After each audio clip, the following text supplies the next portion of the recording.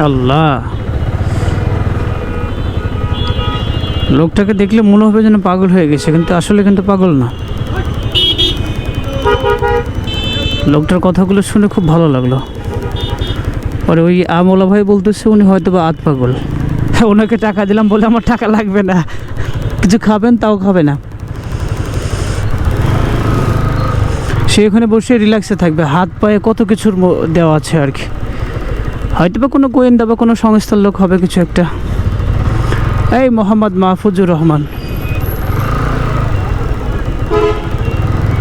মোহাম্মদ মাহফুজুর রহমান, বাংলাদেশ আওয়ামী যুবলীগ। এরকমভাবেই তো গোয়েন্দারা বিভিন্নভাবে বিভিন্ন বেশে ঘুরে বেড়ায়। জীবনে কত গোয়েন্দার সম্মুখীন হলাম। আমরা যখন কোনো সফরে থাকি, সফররত অবস্থায় অনেক স্রোতে দেখা যায়।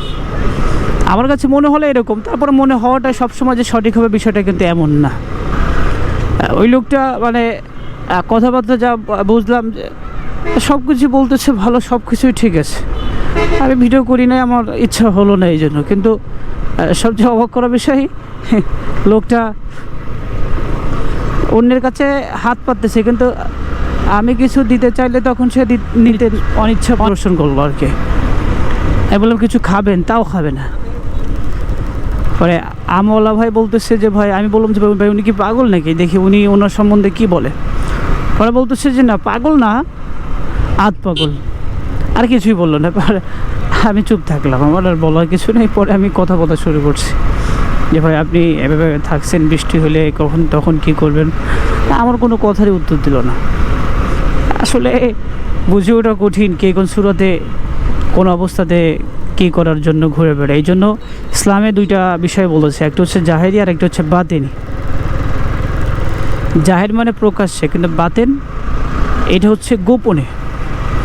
জাহের শত্রু হাজার স্ট্রং হোক, মজবুত হোক, প্রকাশ্যে হাজার শত্রু থাকলেও আল্লাহ তাআলা রহমতে ইনশাআল্লাহ সেখান থেকে বেঁচে ফেরা, বা সেইখানে আল্লাহ রহমতে সহজে ঢুকে তাদের থেকে প্রতিরোধ গড়ে তুলে হোক না হোক, সেখান থেকে বেঁচে পড়া সহজ। বাতেনি শত্রু যদি সামান্য সুউচ্চ হয়, তবে সেটা কিন্তু অনেক কঠিন, অনেক কঠিন। এই জন্য জাহেরি শত্রু হচ্ছে বাতেনি শত্রু অনেক মারাত্মক, অনেক ভয়ানক। আল্লাহ তাআলা আমাদের সর্বোপরি সমস্যা এবং সর্বোপরি বিপদ আপদ থেকে আল্লাহ তাআলা হেফাজত করেন। আমিন।